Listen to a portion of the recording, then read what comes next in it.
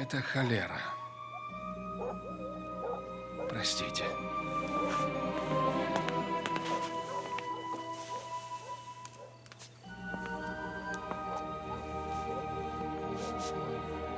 Папа, мама, послушайте. Мне приснилось будущее. Я стану инженером и прославлюсь на весь мир своими изобретениями. Сынок, Никола, еще до твоего рождения я пообещал Господу, что ты будешь служить Ему. Если Он исцелит тебя, сынок, ты станешь священником. Папочка, ну пожалуйста, если я буду инженером, я поправлюсь. И со мной будет все в порядке.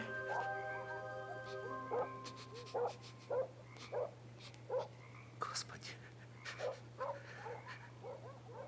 Господи. Господи. Прости меня, Господи. Прости меня, Господи, прости.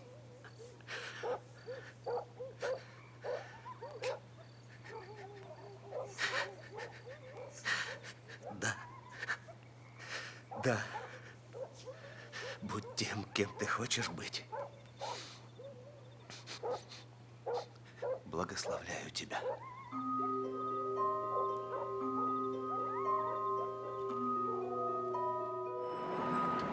Мистер Тесла, следует полагать, что так как вы в данную минуту даете интервью, значит, благодаря Богу или кому-то другому вы поправились.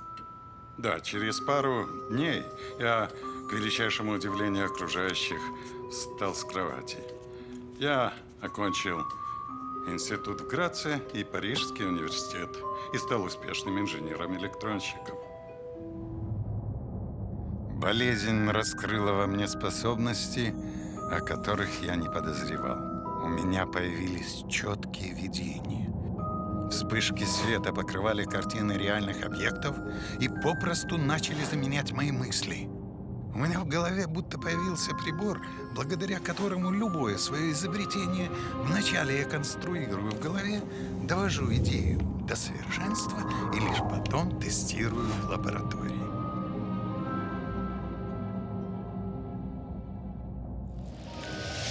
За столько лет не случилось ни одного исключения. Оставьте. Если вы хотите записать историю моей жизни, вам понадобится очень много чернил.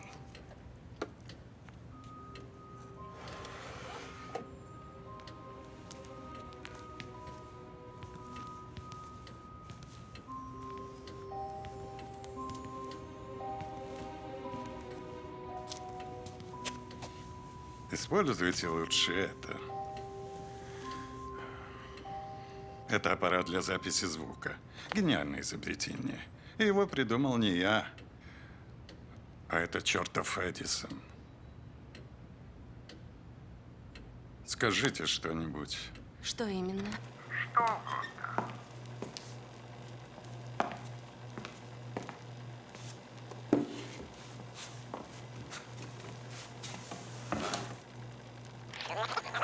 Скажите что-нибудь. Что угодно. Ну, давайте все по порядку. С Эдисоном я познакомился в Париже в 1982 году. Из-за ошибок проектировщиков континентальная компания, которая принадлежала Эдисону, не могла закончить строительство электростанции для Страсбургского вокзала. Мне была обещана премия в $25 000, если я разберусь, в чем там дело. Мне удалось найти дефект и устранить его. Весной 84-го электростанция заработала. Но когда речь зашла об обещанном вознаграждении, правление континентальной компании отказалось мне платить. Они сказали, что я их проконсультировал и не более. Мошенники. Я незамедлительно уволился. Но я слышала, что вы и потом работали на Эдисона. Да, молодой тщеславный дурак. Уже по первому опыту было понятно, что с Эдисоном не стоит иметь дел. Мне ведь тогда предлагали уехать в Россию. Я серб, и для меня было естественнее стать русским, чем американцем. Но Чарльз Бэтчелор из континентальной компании уговорил меня. Представляете, он наплел что в мире он знает только двух гениев, меня и Эдисона. И обещает мне место главного инженера в его компании в Америке. Сравнить меня и величайшего изобретателя моего кумира. Много ли нужно было для 28-летнего безработного, чтобы потерять голову? Короче говоря, я согласился. У этого Янки Эдисона голова всегда отменно варила. Не зря его прозвали головастиком, но совести там не было ни на грош. Могу предложить место рядового инженера по ремонту электродвигателей и генераторов постоянного тока. Но мистер Бэчелор обещал мне, что... В моей компании я нанимаю людей и определяю, кому чем заниматься. И вам, молодой человек, придется упорно потрудиться, чтобы доказать мне вашу полезность. Конечно, должность главного инженера я так и не получил. Я был иммигрантом с 4 центами в кармане. Выбор мой был прост. Идти на улицу с протянутой рукой или показать этому человеку, чего я стою.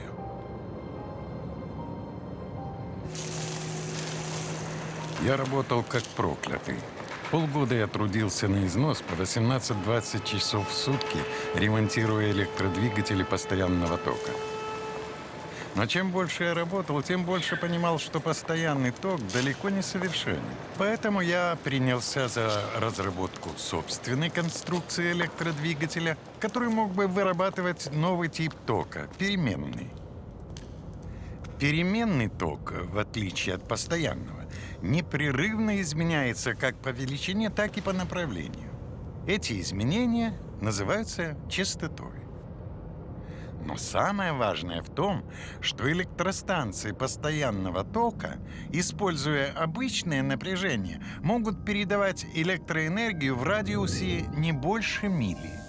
Это означает, что для того, чтобы осветить, например, Нью-Йорк, нужно было бы построить целую сеть местных электростанций. С переменным током все иначе. Для того, чтобы осветить город, нужна всего одна большая электростанция.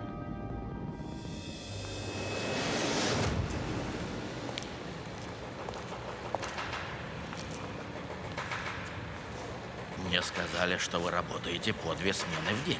Почему? Не справляетесь со своими обязанностями? Нет, я работаю над машиной переменного тока. В этом нет никакого смысла. Моя машина постоянного тока безупречна. Готов поспорить, что ее можно усовершенствовать. Вот, смотрите. Смелый и безрассудный эмигрант. Давайте так. Если вам удастся усовершенствовать мои творения, я готов заплатить вам $50 000. Но если нет... Согласен.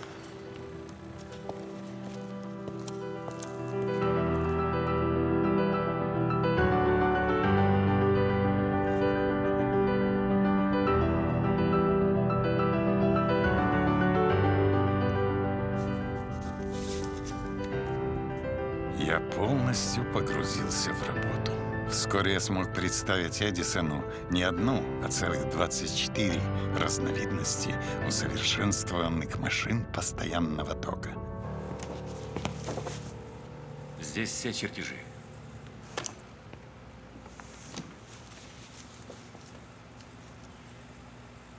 Ну что ж, совсем не дурно для эмигранта. Когда я могу получить свои $50 000? 50 000? Юноша, вы совсем плохо понимаете американский юмор. Но ценя ваши усилия, я готов повысить вам жалование с $18 в неделю. Ну, скажем, до 26.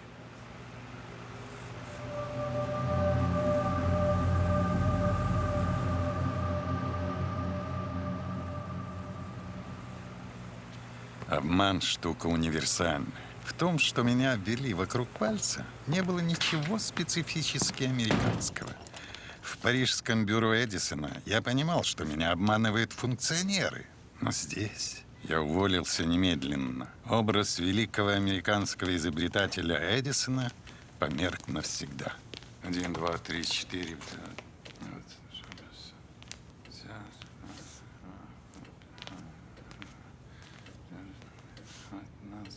16, 17, 18. Очень хорошо. Вы не против? Благодарю.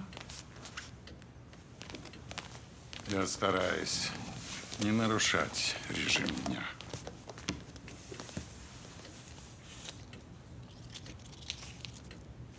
Ну и после вашего ухода Эдисон неоднократно говорил о том, что вы всего лишь его эпигон. Не самостоятельный продолжатель и... Эпигон? Я всегда был его оппонентом. Всегда шел иными путями. Чего стоит только война токов. Надо признать, что 2 года после ухода от Эдисона были для меня очень тяжелыми. У меня не было ни гроша за душой. Я никогда серьезно не относился к деньгам. Никогда, кроме того ужасного времени. Тогда я боготворил каждый цент. Мой завтрак стоил 4 цента, столько же и обед. А ночь на полу обходилась мне в 5 центов. Это продолжалось целый год. Пришлось даже перебиваться на подсобных работах. Трудиться подъемщиком, грузчиком, рыть канавы. Я жил сегодняшним днем. У меня не было денег думать о завтра. С первыми осенними холодами я нанял за 10 центов за ночь кровать без ширмы. И это уже была настоящая роскошь. Проклятый Янки мог бы злорадствовать. Но в один прекрасный день все стало меняться. Мой друг Браун познакомил меня с предпринимателями, которые заинтересовались электричеством и вложили деньги в мой талант. В один миг из нищего я стал совладельцем и управляющим серьезной компании, которая занималась обустройством уличного освещения новыми дуговыми лампами. Мне показалось забавным снять под офис здание по соседству с фирмой «Эдисон». Мы получили множество заказов из разных городов Америки. Наши дела быстро шли в гору. Я создал модели генераторов, трансформаторов и всей аппаратуры, необходимой для эксплуатации устройств переменного двухфазного тока. Я верю, что именно за переменным током будущее. Хотя в то время мои идеи казались абсурдными. И вот, наконец, 1 мая 1888 года я получил свои 2 патента на генератор переменного тока. Война токов начиналась. Мистер Вестингаус. Мистер Тесла, рад наконец познакомиться с вами.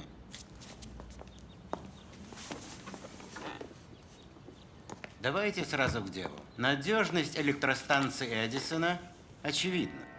Однако возникла необходимость передавать электроэнергию на значительное расстояние к моим заводам. И в данный момент я ищу более выгодное инженерное решение. У меня есть несколько предложений для вас. Эдисон со своим постоянным током был на коне. К 1887 году в Америке работало уже под 100 электростанций постоянного тока. Постоянный ток не имеет частоты и не меняет направление. Его генераторы гораздо легче подключаются, и он удобнее для аккумулирующих станций. Но у постоянного тока есть один огромный недостаток. Из-за потери мощности в проводах его крайне сложно и дорого передавать на большие расстояния. Известный промышленник Джордж Вестингаус, хорошенько изучив патент Эдисона, пришел к выводу, что мои разработки генератора переменного тока более рентабельны. Поэтому он предложил мне $1 миллион за все полученные мною патенты. А также пообещал платить по $1 за каждую лошадиную силу, сделанных на основе моих патентов генераторов. Так я стал консультантом Вестингауса. В тот же вечер я подарил своему другу Брауну половину от этого $1 миллиона за все, что он сделал для меня. В моей жизни начиналась новая эпоха.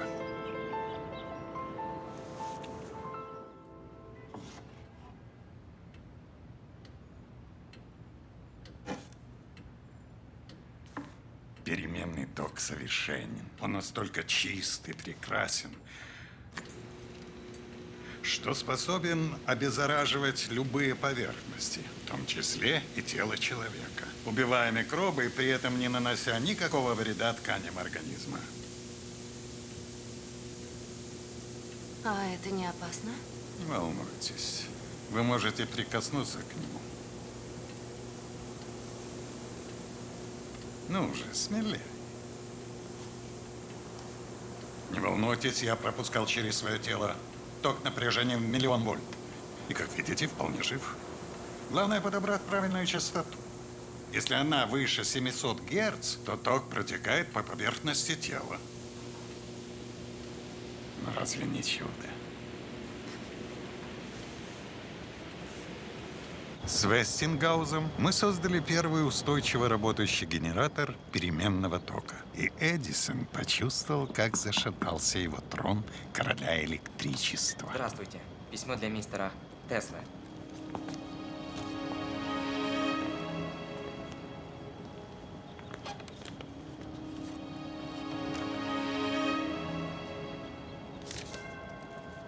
Эдисон немедленно вчинил нам иск за нарушение патентов. Но, ясное дело, проиграл. Ведь все мои изобретения были аутентичными. Тогда он начал грязную игру.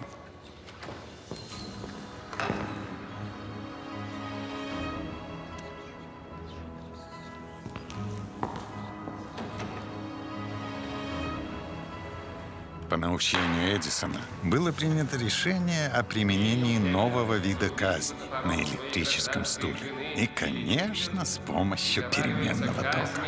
На электрическом стуле. Бедняга Вестингаус протестовал против этого и даже нанял адвоката для Кемлера, первого осужденного на электрический стул преступника. Но несмотря на все попытки Эдисона очернить мои изобретения и запятнать мое имя, переменный ток получал все большее распространение. Мы с Вестингаусом все сильнее побеждали в войне токов. Но стремительный успех переменного тока сыграл с Вестингаузом злую шутку. В один прекрасный момент его инвесторы вспомнили об обязательстве платить мне $1 за каждую лошадиную силу генераторов переменного тока. К тому времени этих генераторов работало уже столько, что мне причиталось $12 миллионов. Я стал бы одним из самых богатых людей в Штатах. Однако человека, который поверил в меня и в мой переменный ток, ожидало бы разорение. И я разорвал контракт. Безо всяких дополнительных условий. Вестингаус должен был продолжать борьбу за переменный ток. Этот сумасшедший Эдисон никак не унимался. Он так хотел доказать всем, что наш переменный ток хуже его постоянного, что самолично на камеру снимал убийство электротоком животных, а потом распространял эти записи. Как же, я помню. Казнь слонихи Топси. 1903 год.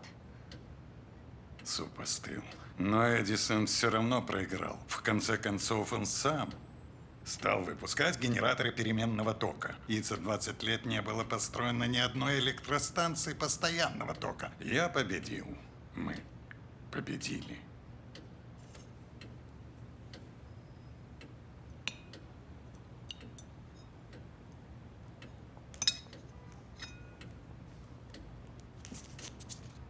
$320 миллилитров.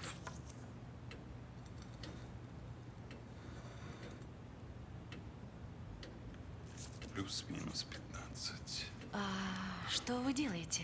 Видите ли, я так устроен, что до тех пор, пока не знаю точного количества пищи, которую поглощаю, не получаю никакого удовольствия от процесса.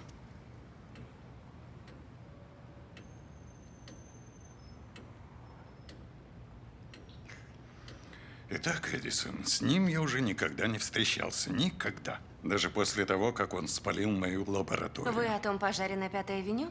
Да, тогда многие говорили о диверсии. Выдвигались даже предположения, кто из ваших подчиненных мог быть подкуплен Эдисоном. А знаете, как до этого дошло? 7 лет я работал в своей лаборатории, исследуя магнитные поля и токи высоких частот. Это был плодотворный период. Я получил столько патентов, что вплотную приблизился к Эдисону. В результате руководство Американского института электроинженеров пригласило меня прочитать лекцию о своих достижениях перед наиболее выдающимися электротехниками того времени. Я зажигал лампочки, просто внося их в переменное электромагнитное поле. Я показывал, как передавать электричество без проводов. Я управлял молниями и при помощи рук пропускал через свое тело ток напряжением в миллионы вольт. Я имел бешеный успех. Мне устроили овацию и впервые назвали меня человеком из будущего. Мне показали кресло самого Фарадея и предложили занять его, заметив, что после его смерти никто не был достоин сидеть на нем. А затем угостили виски из его заветной бутылки. Это была великая честь. Эдисон, разумеется, такого снести не мог. 13 марта 1895 года в моей лаборатории на 5-й авеню случился пожар. Сгорело все мое имущество, а также все записи за последние 10 лет. Я был совершенно разорен. Конечно, Эдисон был не так глуп, чтобы оставлять улики. Но кому еще это было выгодно? Но не прошло и полгода, как мои дела снова пошли в гору. Вместо того, чтобы начинать все сначала, я по памяти восстановил свои записи. Благодаря мне Вестингаус выиграл у Эдисона огромный тендер на строительство гидроэлектростанции на Ниагарском водопаде, и новосозданная компания Ниагарского водопада вложила $100 тысяч в мои исследования. На эти деньги я обустроил прекрасную лабораторию на Хьюстон-стрит, 46. Именно там я сконструировал уникальный механический осциллятор, с которым работал над избирательным резонансом.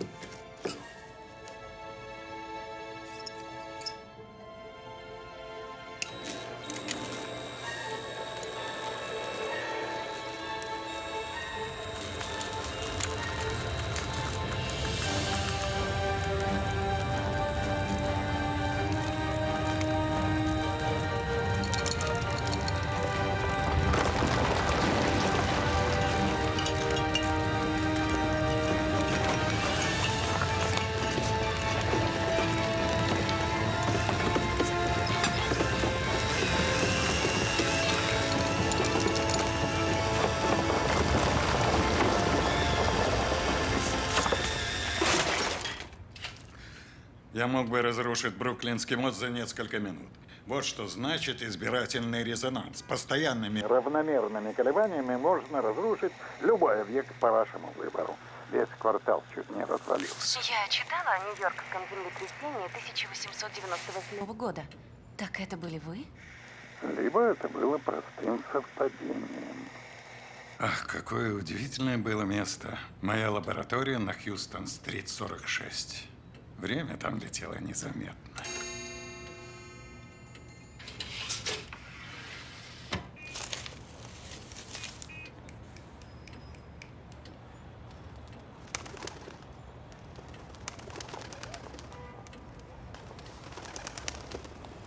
Завидую голубям. Им не нужно играть в идиотские людские игры. Расправил крылья, да и улетел далеко-далеко отсюда. Без страха и сожалений. А людей не люблю. А мне приходилось читать о светских обедах, которые вы некогда устраивали. Да, я закатывал.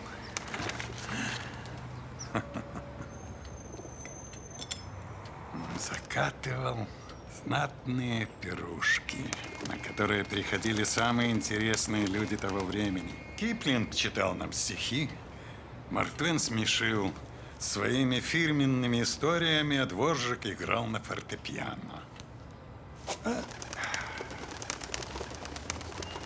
А потом я приводил всех в свою лабораторию. Я показывал разные интересные эксперименты и рассказывал о будущем науки. Это были незабываемые вечера. Со многими из этих людей я познакомился благодаря своей дружбе с Робертом Джонсоном, главным редактором журнала Century Magazine, и его женой Кэтрин. С Робертом мы сошлись на почве любви к поэзии. Однажды мы даже перевели и издали сборник стихов сербских поэтов. Особенно нам импонировал один из них – Иван Змай.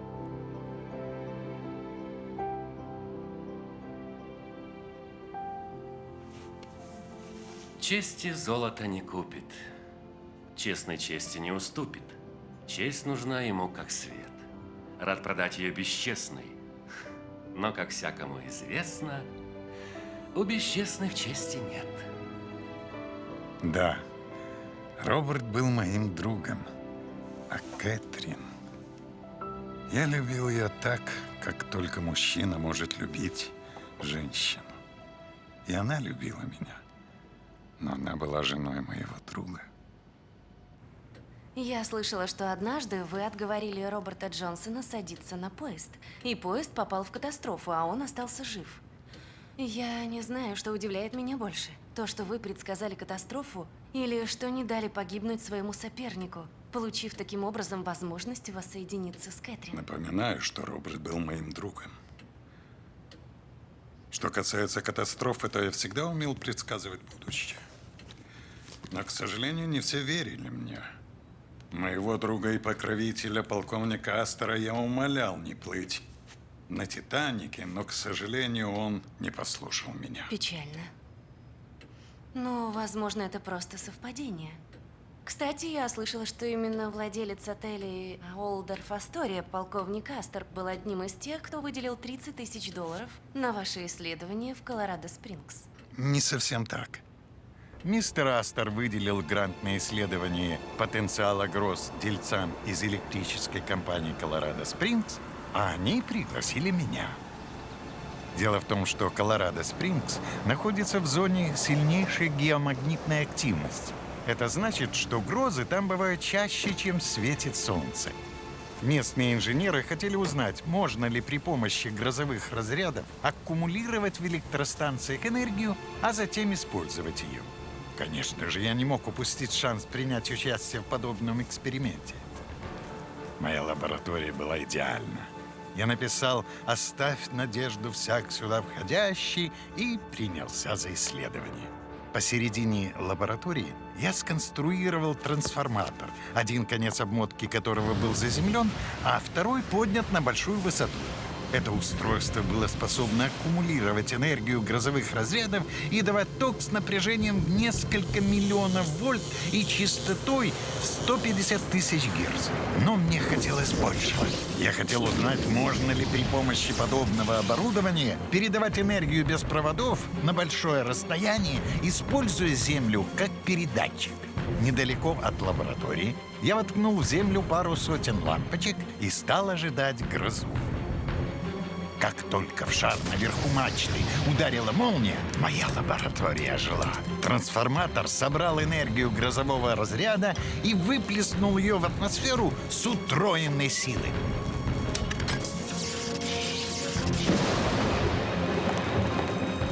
Вы только представьте себе 40-метровые рукотворные молнии. Поток энергии накрыл город. Все было буквально пропитано электричеством. Признаюсь, я и сам не ожидал такого эффекта. Эксперимент полностью оправдался. Мне удалось передать электрический заряд без проводов через землю. В 25 милях от башни разом загорелись 200 лампочек. К сожалению, местная электростанция не была готова к подобным экспериментам. Ее генератор попросту сгорел. Завершив программу исследований, я изложил результаты на бумаге. Мой старый друг Роберт Джонсон опубликовал статью в своем журнале. Мне я писал о возможности использования токов высокой частоты, передаваемых стоячими волнами, для освещения, нагрева, управления, передвижения электрического транспорта на земле и в воздухе, для действия телеавтоматов. Да, я читала. Там было множество фантастических прогнозов. О способах извлечения энергии Солнца, о металле будущего алюминии, об использовании внутреннего тепла Земли, о передаче электроэнергии в любую точку земного шара без проводов, о межпланетной радиосвязи. Именно эта статья попалась на глаза известному банкиру и промышленнику Джону Пирпанту Моргану, и он решил встретиться со мной. Вы только представьте, сколько пользы может принести человечеству энергия. Интересно, но я хочу, чтобы вы поработали над развитием идеи радиосвязи. Мне нужна недорогая, но надежная связь, работающая на большие расстояния. Для начала я дам вам $150 000 на исследование. А потом посмотрим. Радиосвязь. Какое скучное убожество. Но я согласился, чтобы иметь возможность продолжить работу над беспроводной передачей электричества. Мы купили землю на Лонг-Айленде и приступили к строительству Всемирной станции беспроволочной передачи энергии. Это была 57-метровая каркасная башня с стальной шахтой, уходящей глубоко в землю. Наверху конструкции была укреплена огромная медная полусфера, которая служила мощным усилительным передатчиком. Проект был основан на идее резонансной раскачки ионосферы. Я был уверен, что смогу сконцентрировать в любой точке планеты энергию, извлеченную из воздуха, и реализовать эту энергию в любом виде, как взрыв тысячи бомб или как рукотворное северное сияние. Я зажег небо на 1000 миль. Однако Моргана, этого слепца, увиденное не вдохновило. Я только не могу понять, как это ваше световое шоу можно использовать для передачи радиосигналов. Радиосвязь. Позвольте вам рассказать о реальных Как вы перспективах знаете, этого Маркони эксперимента. послал из Англии в Канаду радиосигнал еще 5 лет назад. Я вложил в вас деньги, потому что знал о ваших выдающихся способностях. Но после того, что я увидел сейчас, мне нужна радиосвязь.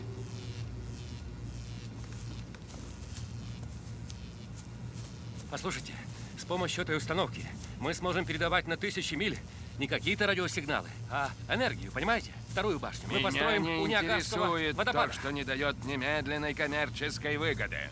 Мне нужна передача радиосигналов.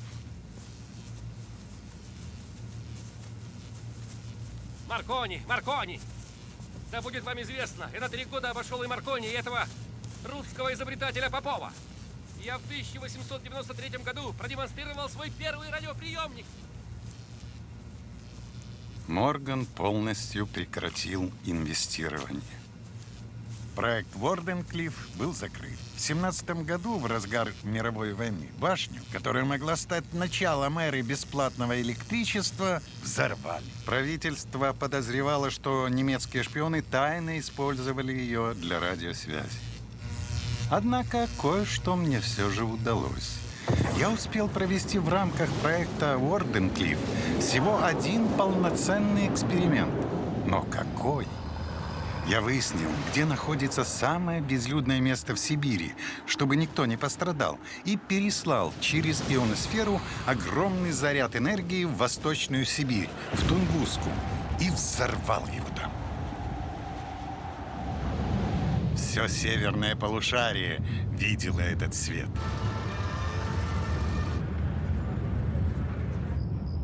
Погодите. Вы намекаете на то, что Тунгусский метеорит — это вы? Я ни на что не намекаю. Я дал подписку о неразглашении правительству Соединенных Штатов. Но имеющий глаза да увидит. Неудивительно, что эти чертовы спецслужбы таскаются за мной повсюду. Почему вы думаете, что это федерал? Потому что одним усилием моего разума я способен создать оружие колоссальной разрушительной силы. И Тунгусский метеорит – это только начало. Еще я разработал лучи мира, способные уничтожить тысячи самолетов за сотни миль. Каждая страна смогла бы огородиться невидимой китайской стеной, расположив башни с лучами мира вдоль своих границ.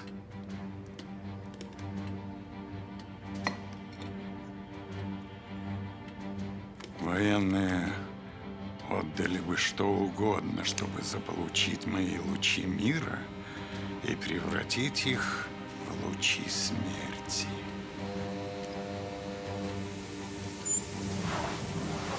Ведь, расположив лучи мира иначе, можно уничтожить все, что находится внутри. Я мог бы стать главным секретным оружием Пентагона. Но я ненавижу войны. Но так уж устроен наш мир. Правительство способно из любого мирного изобретения сделать оружие. Именно я изобрел способ управлять кораблями и самолетами с помощью радио.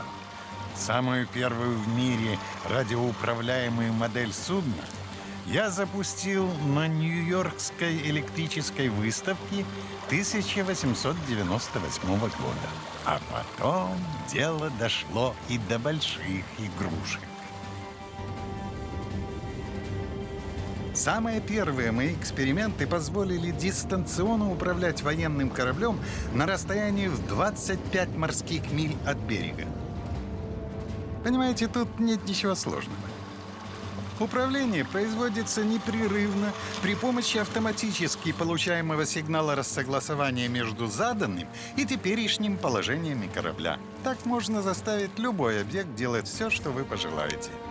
Понятное дело, военные немедленно ухватили за возможность радиоуправления боевыми судами. Именно с того времени Пентагон положил на меня глаз. Этим отказать невозможно. По их заказу я изобрел радиолокатор для обнаружения вражеских субмарин. Изначально этот прибор был сконструирован с целью поиска полезных ископаемых. Кроме того, я смог сгенерировать мощные электромагнитные поля, которые вызывают огибание световых и радиоволн вокруг любого объекта, делая его совершенно невидимым. Этот проект получил название «Радуга». Но вы вряд ли слышали о нем. Военные умеют беречь свои тайны. Не люблю военных. Им слишком нравится пускать кровь. Я бы очень хотел сделать что-то для обычных людей. Но, к сожалению, люди не готовы принимать мои изобретения.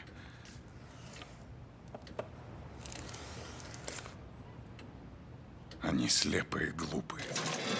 Однажды я решил продемонстрировать на практике, что энергия рассеяна в воздухе. Я собрал электромотор переменного тока мощностью 80 лошадиных сил и установил его в новом автомобиле вместо бензинового двигателя. Мой электромотор работал целую неделю без какого-либо дополнительного источника энергии и разгонял автомобиль до 150 км в час. Но, к моему величайшему удивлению, никого из предпринимателей не заинтересовало мое изобретение. Действительно, кого заинтересует то, что нельзя продать? Ведь за энергию из воздуха людям не пришлось бы платить. Более того, в газетах появились заметки, в которых я был обвинен в связях с нечистой силой. Это глубоко оскорбило меня. Я забрал свой электродвигатель и больше никому не показывал его. Пусть мига больше я не протяну. Тот самый час, когда в успокоении, прислушаясь к лести восхвалений, Или предамся лени, или сну, или себя дурачить, страсти дам. пускай тогда, в разгаре наслаждений, Мне смерть придет. Гёте. совершенно верно. Сцена договора Фауста с Мефистофелем о продаже души. Никакой связи с нечистой силой, говорите?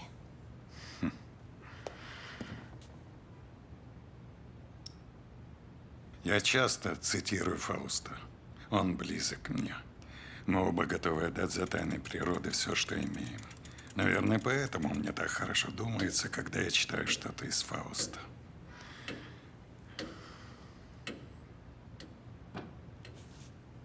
Самые великие мои изобретения родились во время чтения стихов. В 1915 году мне даже хотели дать за них Нобелевскую премию по физике. Но я отказался от нее. Ее хотели разделить между мной и Эдисоном. К чести Эдисона следует отметить, что он поступил так же.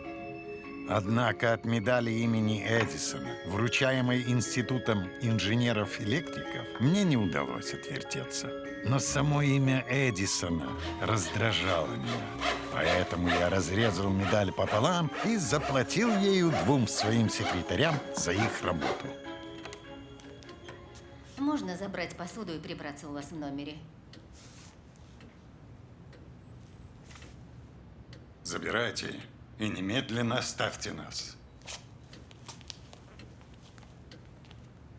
Не переношу серьги, особенно жемчужные.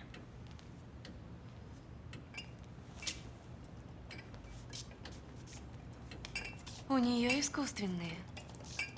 Ее счастье С каким удовольствием я бы общался с женщинами в жемчужных серьгах только по радио. Как с инопланетянами. Инопланетян не существует. Иначе я отдала бы левую руку за возможность взять у них интервью. Они существуют. И я говорил с ними. В первой четверти века все как с ума посходили из-за радио. Инвесторы не хотели говорить ни о чем, кроме этой проклятой радиосвязи. Я считал радиосвязь вчерашним днем и не хотел принимать участие во всеобщем увлечении. Но однажды, в 1926 году, ко мне обратились наследники полковника Астера и попросили разработать радиопередатчик повышенного качества связи. Лишь в память о моем друге мистере Астере я согласился выполнить заказ. Тестируя оборудование, неожиданно я поймал загадочные сигналы техногенной природы, которые, по моим расчетам, были посланы с Марса с вероятностью 94%.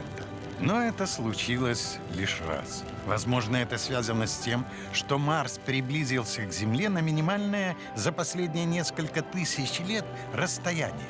Марс отдалился, и сигналы прекратились. Мой контакт с Марсом стал притчей во языцах. Даже Герберт Уэллс упомянул о нем в своем романе «Первые люди на Луне». Там точно есть кто-то. Кто-то, кто так же хочет встречи, как и мы. Когда-нибудь мы увидим их. Существ, способных преодолеть звездную бездну. Сколь многому мы сможем научиться у них. Если, конечно, они сперва не выпустят нам кишки. Мы ведь все в этой вселенной хищники. Вы, я, она. Это ваша кошка? Кошки не бывают чьими-то. Люблю их. Они продуцируют электричество прямо из воздуха, как и я.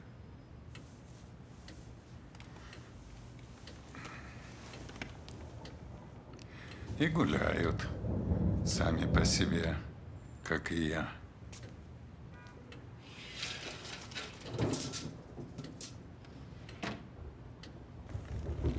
Будет гроза. Вы не боитесь? Бояться грозы? Однажды в детстве я попал под ужасную грозу. Так случилось, что в дерево, рядом с которым я был, ударила молния. Я почувствовал, как электричество проходит сквозь меня, но не ранит. Поэтому, когда приходит гроза, я становлюсь ее частью. Теперь мне не нужны никакие генераторы. Я постиг величайшие тайны бытия. Я научился управлять энергией, которой пронизана Вселенная.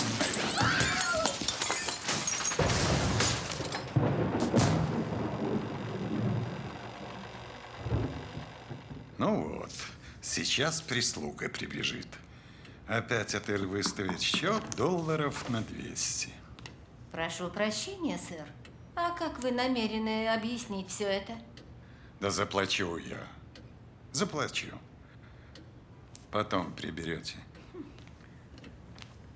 К счастью, нищета уже не грозит мне. Я почетный директор Белградского научно-исследовательского института токов высокой частоты. И получаю твердый оклад. Родина помогает. Вы знаете, что я умею предвидеть будущее. Так вот, предсказываю вам, что когда-нибудь деньги настолько полюбят меня, что на банкнотах появятся мои портреты. Вы имеете в виду, как портреты Франклина, Линкольна и Вашингтона? Совершенно верно. Оставим эту фантастику. Лучше расскажите о будущем. Вы обещали? С удовольствием. Но вы должны понимать, что будущее начинается уже сегодня. Известно, что корпорации скупают передовые изобретения и тут же кладут их под сукно, чтобы сохранять свою монополию на технологии в мире. К счастью, все эти изобретения все же потихоньку просачиваются в большой мир.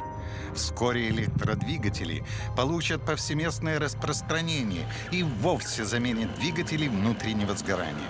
С помощью персонального радио люди смогут общаться на любых расстояниях. Электронные вычислительные машины можно будет носить в чемодане. В мире будет существовать единая информационная система. Любую информацию можно будет передавать без проводов. И энергию тоже. Представляете, можно будет передавать электричество без проводов в отдаленные районы. Кроме того, появится искусственный разум, который будет помогать человеку в его делах. Но он же будет использоваться в качестве оружия, способного манипулировать людьми. При помощи микроволн военные будут выводить из строя системы связи и электронику противника. А управление энергией ионосферы в планетарных масштабах позволит вызывать искусственные землетрясения. Какое удивительное и ужасное будущее нас ожидает. Вас я не рассчитываю прожить еще 50 лет. Еще один, только один завтрашний день. Вы последние. Больше никаких женщин, визитов и разговоров. Женщин? Элеонора Рузвельт, первая леди. Она напросилась ко мне гости на послезавтра. К сожалению, она так настойчива, что я не могу ей отказать, не вызвав публичного скандала. Поэтому мой уход станет отличным выходом из ситуации. Именно поэтому я и согласился с вами встретиться. Потому что мне так мало осталось. Однако теперь, когда все уже рассказано, вам пора уходить. Сэр, но ведь... Я еще о многих своих разработках мог бы вам рассказать. Солнечные батареи, газовые турбины, искусственный интеллект. Но у меня уже нет времени. Мы никогда более не встретимся. И никто никогда не узнает, куда я подевался. Но, сэр... Ни слова больше. Ступайте. Мне жаль, что вы не сможете воспользоваться всем тем, что услышали от меня.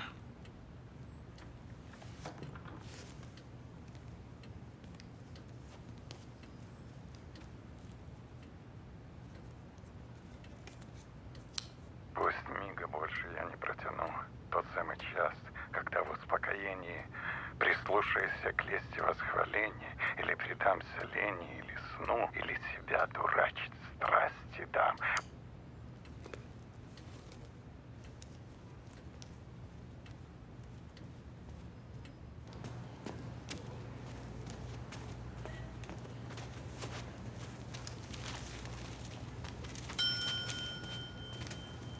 Запись разговора, будьте любезны. По какому праву я нахожусь под защитой закона Соединенных Штатов о свободе информации? Давайте без эксцессов, мэм. Этот человек и все, что он продуцирует, является собственностью Соединенных Штатов. Поэтому прошу вас, не вынуждайте меня применять мою власть. Одно слово кому угодно, и остаток жизни вы проведете в самой унылой камере в Форт Ливенуорт. Вам понятно, мэм?